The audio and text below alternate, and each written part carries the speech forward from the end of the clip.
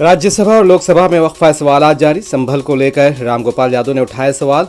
कल्याण बनर्जी और मरकजी वजीर ज़राअत के दरमियान लोकसभा में नोकझोंक।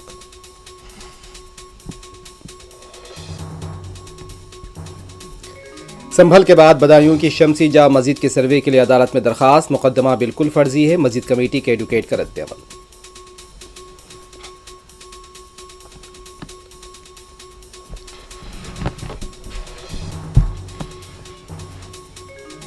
जम्मू कश्मीर के डाची गांव में इनकाउंटर, एक अस्करियत पसंद हलाक, इलाके में तलाशी मुहिम जारी।